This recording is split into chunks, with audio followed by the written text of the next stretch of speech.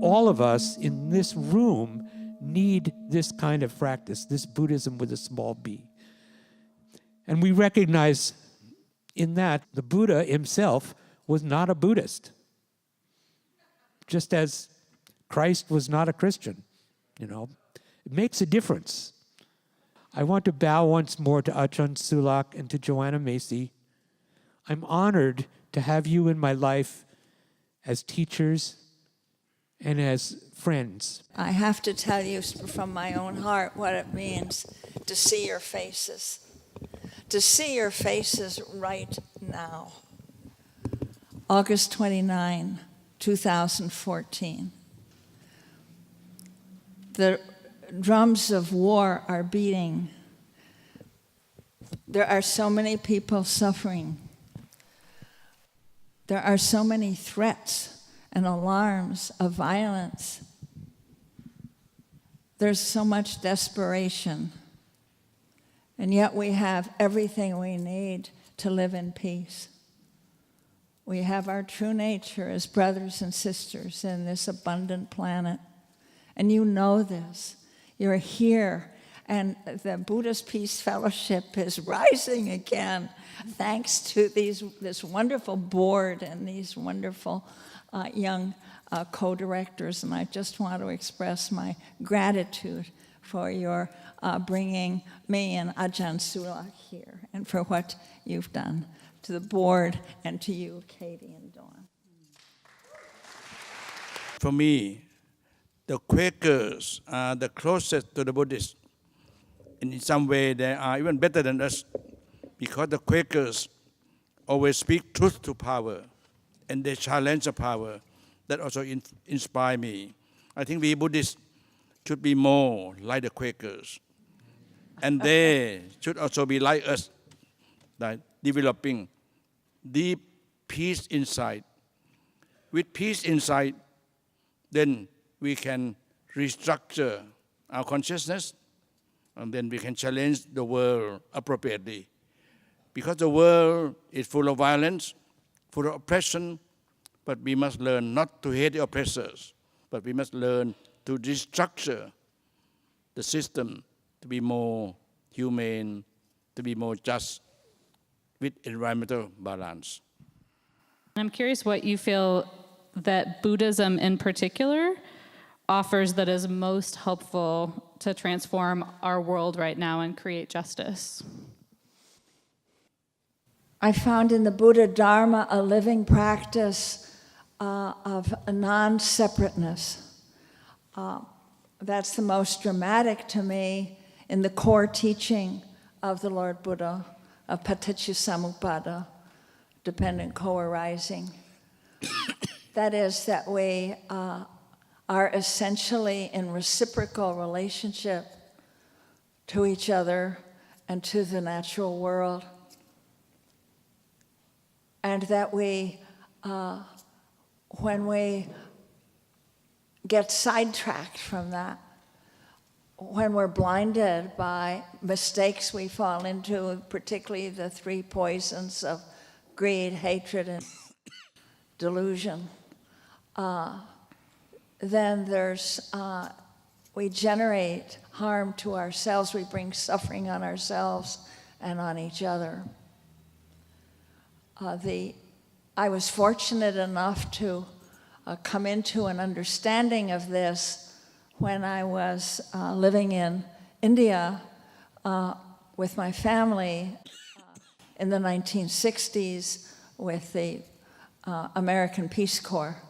And in working with Tibetan refugees, I was exposed to their outlook, their way of being human. And I didn't want to bother them with asking for teachings because they were suffering a lot and not well coming down into India from their roof of the world. And but I finally did while I was there. And I remember, Ajahn Sulak, when I got this, was reading about the Buddha's teaching of no self, and which had never sounded particularly attractive to me. It just seemed so impersonal, delivered into just what, some kind of void. And then through an experience that I wrote about, and I won't go into now, but it exploded in me that there was no separation from the world. The world was in me, and I was in there, and all my brothers and sisters, not the same, no, but interactive and reciprocal in this dance. And my first response was, oh, now we can be released into action. You don't have to worry about fixing yourself or making a virtuous or noble self or a self-sacrificing self or anything except to see through it. It's just a convention, and see that we're truly action, we're a verb. We can choose what can happen through us. And that was that releasing that I feel is at the very nature of, and that's what I try to share in the work that I do.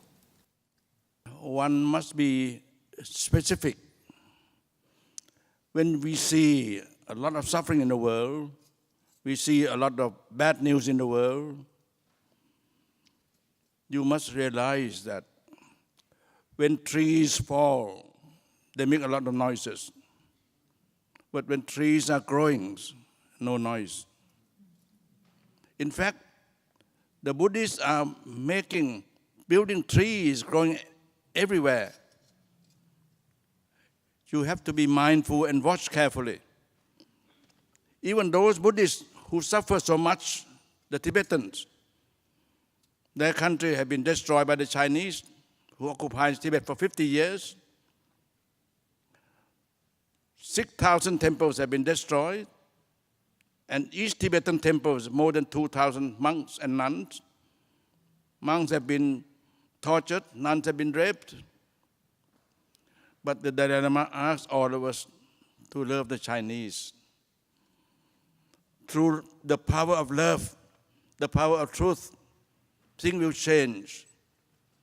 And I think the world will change because of the power of truth and love.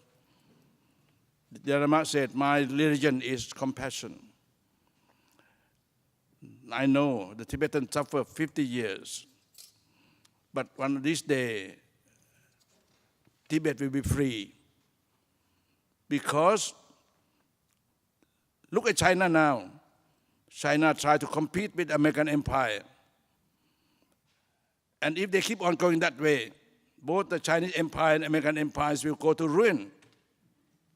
Yet, the Chinese are now waking up, challenging the government in a very non-violent way. And I think once people open their mind, their eyes, in a non-violent way, truthfully, I think they will overcome. And many Buddhists, many Chinese have now embraced Buddhism. Buddhism has been in China for over 2,000 years. Confucianism, Taoism, but this is eradicated by Maoism. And China, they are embracing capitalism, consumerism. But I think they will go back to their roots. And the Chinese will be free, the Tibetans will be free, we all should be free through embracing truth, loving kindness, compassion. I sincerely believe in that. I'm curious for the both of you, what are some common pitfalls that you notice that Buddhist activists need to watch out for?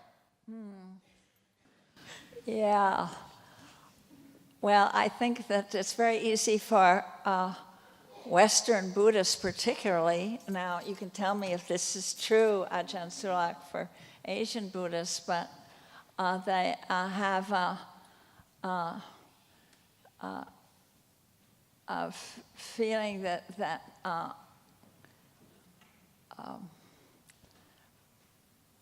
a great suspicion about attachment and that you need to be detached.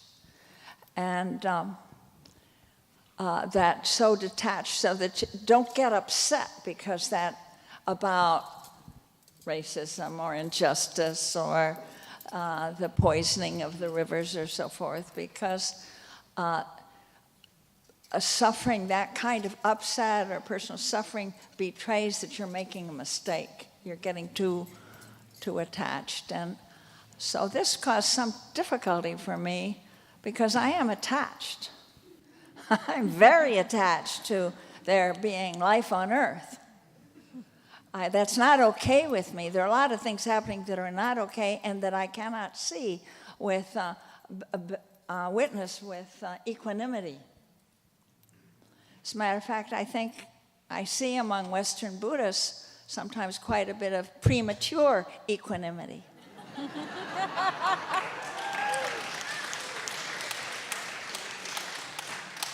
So then I realized the Buddha did not tell us to be non-attached. He just wanted to be non-attached to the ego, but not non-attached to the world. And actually, the world is there to join with us and work with us in our journey toward finding what our true nature is and how that can bring forth and blossom in the gifts that we bring forth in each other. You can get very focused on your own separate interiority. And it's, because when I was teaching, for example, at GTU, a course on spiritual ground for global world engagement, we looked at global problems, and I would have the students learn Vipassana and practice it, because that could help you get a lot of bad news when you are sitting there and you notice your own mental and emotional habits. Boy, woo, when you see what kind of mess your mind is in. And so that takes, and so I had them learn that practice so that they could stand looking at what's happening to our world. But not to be afraid of the suffering. And that compassion itself is not a sentimental feeling of, oh, does everybody be happy? But it's not being afraid of the suffering. And then you can learn, you don't need to protect yourself from grief or fear or rage, that these are natural responses and can only be worked with when you're unafraid of them and can touch the suffering. You learn that the suffering can help you expand the notion of who you really are, and you're much vaster than a Joanna or a George or your socially described personal persona. Equanimity is upekha in Pali. You could not reach this stage unless you start with loving kindness, metta. You must learn to love yourself properly.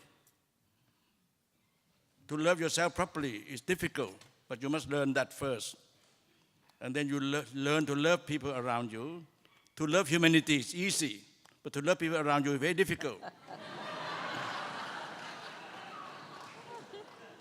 But then compassion is to love people who have been suffering. Sometimes because of yourself, your lifestyle, they suffer. And compassion is karuna. You have to share their suffering. And when you share their suffering so much, you will be beaten like them. If you don't practice that, it's Buddhism on paper, Buddhism in theory. When you share their suffering and you have that compassion, then you have to develop mudita. One that oppress you, beaten you, you have no hatred on them. This is mudita, not hate the oppressor. After 3 steps, then upekha, it perhaps not very good translation, equanimity. Upekha means that when do you apply metta, when you apply karuna, when you apply mudita. Upekha is a subtle form of practice. It has to go all the step by step. It's known as Brahmavihara, the abode of the gods. Indeed, if you don't practice this, you are regarded as not maturity. You are not mature unless you learn to practice these 4 steps seriously. Now, racism, sexism, all kind of ism, even include Buddhism. There are a lot of bad things in Buddhism also. Particularly Buddhism with capital B. Sometimes nationalism come into it. And now in my country, the mainstream Buddhism collaborate very well with consumerism, capitalism. So, when you see something wrong, you have to recognize that this is dukkha. Dukkha is suffering. The sense of lack, the sense of unsatisfactoriness is everywhere. You have to confront it mindfully and find out the cause. And the cause linked to greed, hate, and delusion. Once you find out the cause, you can eliminate it through the Eightfold Path. That is, learn to be normal. Applying sila. Most of us are not normal. Most of us are abnormal. To be normal is learn not to exploit yourself. Many of us exploit ourselves in the name of success, in the name of money, power. The people who got a gold medal at Olympic exploit themselves. Their physical body is awfully awful. You see, sila, learn not to exploit yourself, not to exploit others. And you can learn not to exploit yourself and others through samadhi. This is where mindfulness becomes important. With mindfulness, you then know how to be detached, how to be aware of attachment, and then you can have prajna. You see things as they really are. And then you can attack racism, sexism mindfully, non-violently, and everything will be gone. If not sooner, it will be later. But the more you put your effort on mindfully, with diligence, you can overcome them sooner than later. Our next couple of questions talk about another ism, capitalism. And I'm curious from both of you why you feel this is an essential critique for socially engaged Buddhists to be able to make at this time. This time you go first. I have a lot to say on it, but I want to break up the pattern. If I may say so, my latest book, unfortunately not on sale here.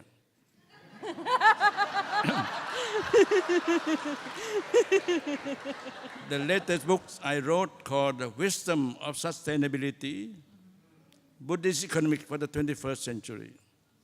It was first published here by my good friend who started the Paradox Press. He now has his own press in Hawaii. When the English edition started in London, it was reviewed by the Independent newspaper.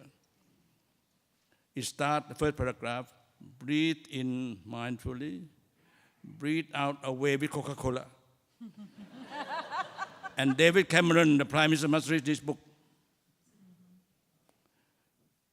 You see, if you're not aware, you breathe in and breathe out without aware, that Coca-Cola is a symbol of capitalism and consumerism. And capitalism, consumerism, is manifestation of greed. Greed, hate, delusion are the 3 root causes of suffering. But now greed dominates the world more than anything else because of capitalism and consumerism. Transnational corporation control, even American empire is controlled by transnational corporations. Even the Chinese now want to be rich, competing with Americans. If you don't realize that, you worship capitalism, consumerism. And if you don't breathe out, throw away Coca-Cola, that you are in it. Because Coca-Cola is not only a drink, it destroys the local drink of people everywhere. And people in my country have to buy Coca-Cola to serve the foreign guests coming. One bottle of Coca-Cola costs that person 1 day wage. I mentioned only one. Nescafe. People don't realize Nestle control seeds, very much like Monsanto. Again, medical science is all over the place, advancing, helping the rich, not the poor. And only 4 or 5 drug companies control everything. So you have to understand, as I said, dukkha. Capitalism is dukkha. Manifestation. You have to understand the cause. The cause comes from greed. And how to overcome that? Through mindfulness and through good, noble, eightfold path. And then we can overcome capitalism, consumerism. It looks as if it's going to be permanent. It is not going to be permanent. I was invited to Davos in Switzerland. Davos is where the top capitalists meet every year. And they're supposed to serve humanity, but they serve themselves. They serve the capital. Top politicians go there. But when I went there, I said, mainstream economics will not last. It will destroy every country. It will destroy the world. Luckily, I was not the only one. Even Stiglitz, who received Nobel Prize on economics, is joining us. More and more people joining, more and more people looking more for alternative to capitalism. And I think we will find a way to overcome capitalism. First, read my books. I am so grateful to the Buddhist teachings on the 3 poisons, and particularly the help that I've received in among my Asian friends and Western Buddhists, in seeing that instead of an evil principle, that there is some evil that we have to, that's embodied, that we have to take arms against, that what we need to contend with are these 3 poisons in institutionalized forms now, particularly. So as Ajahn Sulak said, the consumer society is an institutionalized form of greed. And it has taken particularly strong, it's on what we can say in systems on runaway, because of the sociopathological nature of the publicly traded corporations, especially since the Supreme Court decisions on Citizens United. That means, as you certainly know, then, that even the people who are working in the corporations, even the chief executive officer, if they do not make a choice to maximize profits, they can be out of a job. So that it's a very kind of malevolent and dangerous form of social organization that has ripened in our time. And then also the military. We're so aware of it now. The weapons that we've been sending to Israel and that they're being used in Gaza, the weapons that are being pumped into eastern Ukraine, the weapons that are being given to the local police, these corporations, from Boeing to Grumman to all of them, they are right there with many, many lobbyists on Capitol Hill, and they're driving our policy. So that the hatred is, they're institutionalized forms of that poison. And our media, our infotainment, is that not institutionalized forms of delusion?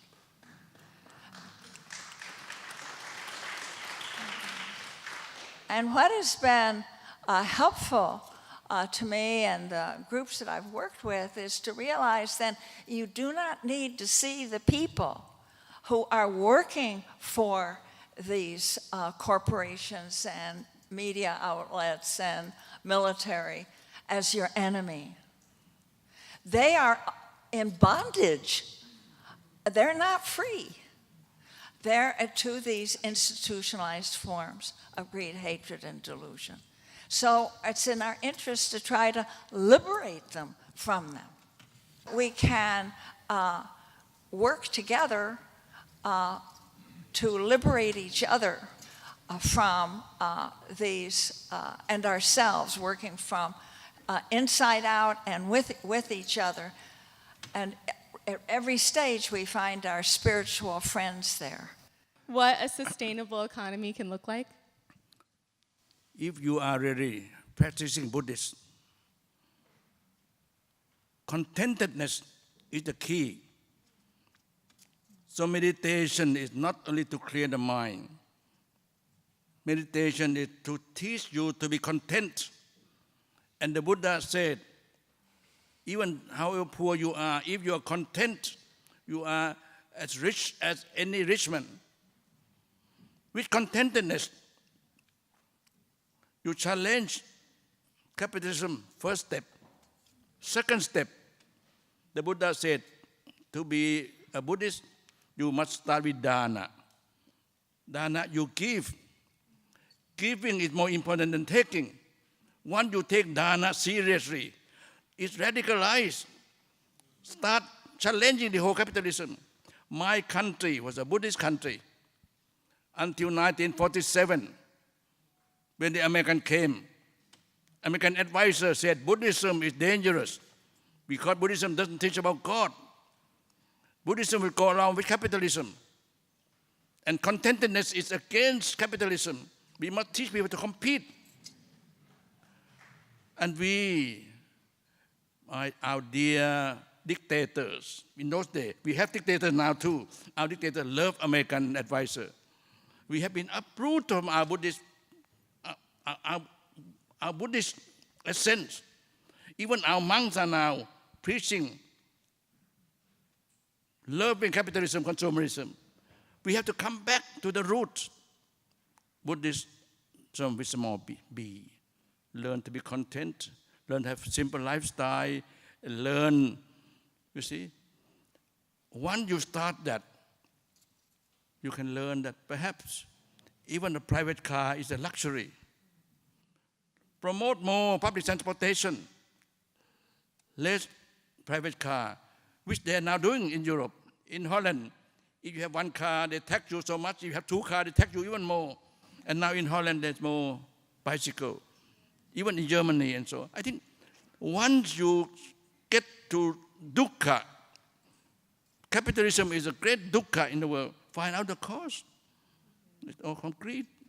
And how to overcome greed, contentedness, holistic approach. Don't feel a sense of lack. Don't be controlled by advertising, which is telling lies all the time. Then we go to the truth. With the truth, simple lifestyle, contentedness, full of dana. If you look at the governing structures of the American empire, it looks very hard to change. But if you look down at the grassroots, there are all around us alternatives to corporate capitalism. Now, this is very similar to the time of the Buddha. And what he did, because he was active at a time of the growth of the monarchies in the Ganges plain.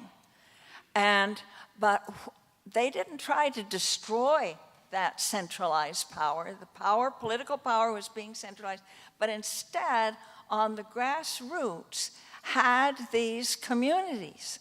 They called them sanghas, naming them after the councils from the tribal republics that had preceded them and that Gautama Siddhartha, the Buddha, came from. Of the Sakyas, they had these, and in these decentralized, Buddhism didn't grow up with any Rome or Jerusalem or Mecca. It was all decentralized and alternative systems of living, alternative without private property, built on sharing, etc., etc. So I see that we are at a point in what David Corton, a great, wonderful economist teacher, calls, and I call too, the great unraveling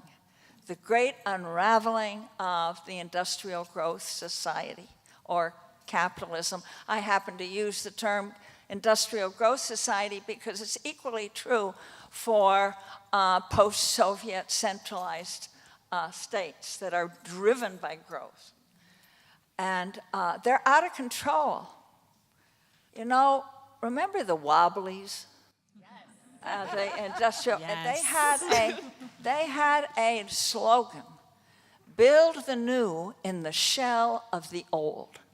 So you don't waste your time and energy trying to dismantle what's, let it just desiccate and fall away to the extent that it can, and just reorganize on the grassroots level to the extent that you can. And you're finding there at the local level, decentralized, the most amazing phenomena of inventiveness, ingenuity, trust, courage, and boy, that's a great source of spiritual friendship for you too. Encourage people to criticize you in front of you because they criticize you behind your back anyhow. But if he or she criticizes you, you realize, is that true? If it's not true, why bother? If it is true, we have to change.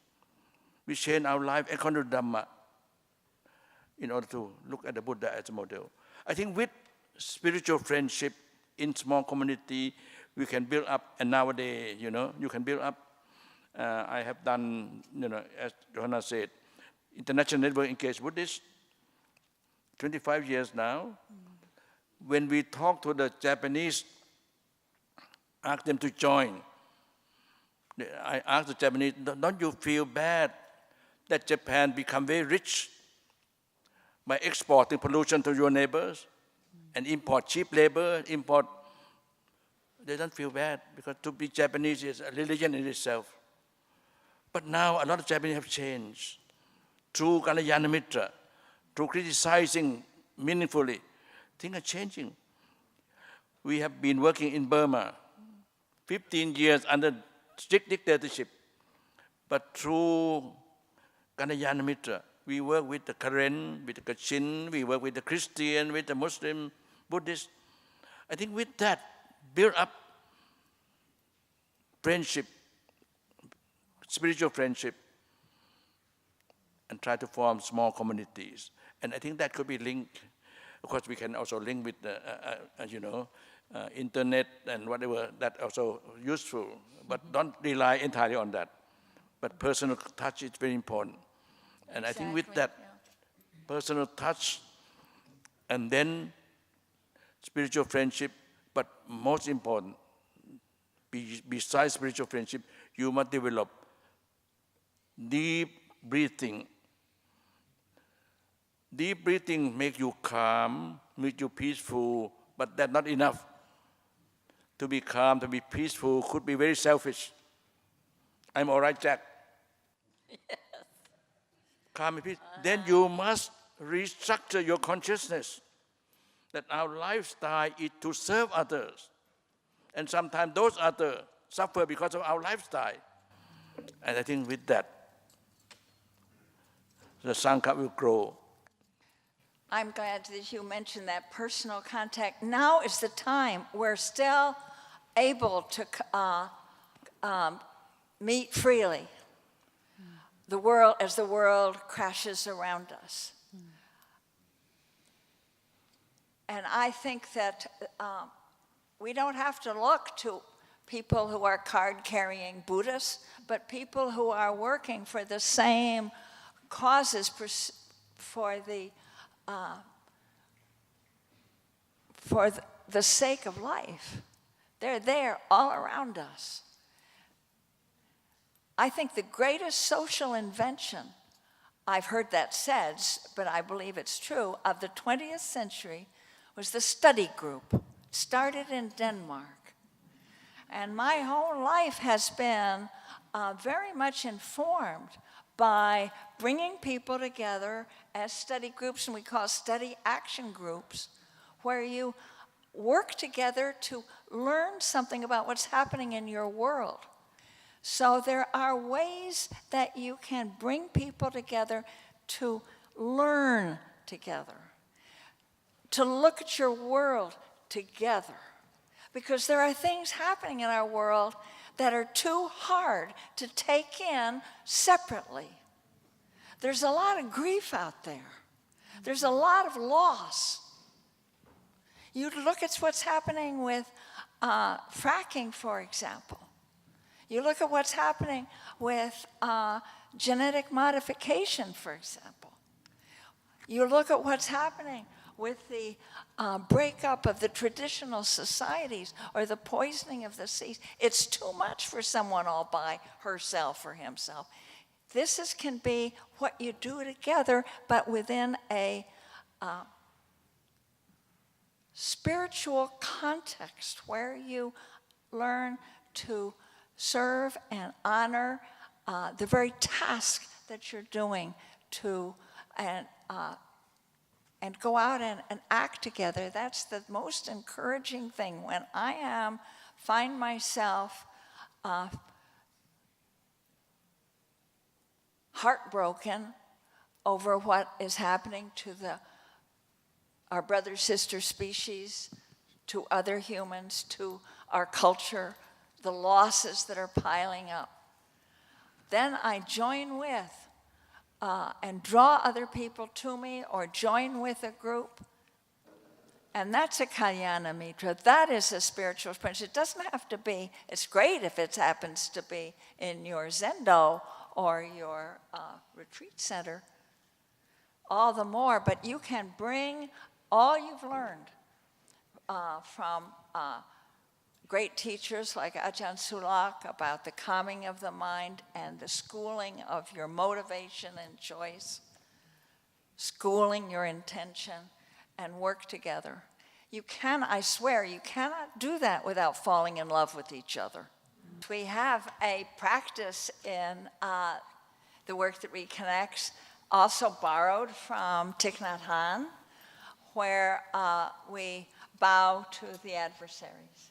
Mm-hmm. And in our minds, thinking of when we go out to work for the Great Journey, work for life on earth, we're going to run up against people who are representing huge forces of money or military or media, and how can we keep from seeing them as the enemy? And so we say, we bow to you. You have shown me by your actions, which are so destructive of the world for your own profit, you have shown me how much I love this earth. You have shown me, how would I have known it otherwise? You have shown me how much I love what is honest and what builds community. You have shown me how much I want to work for the sake of life. So I bow to you in gratitude and touch the earth.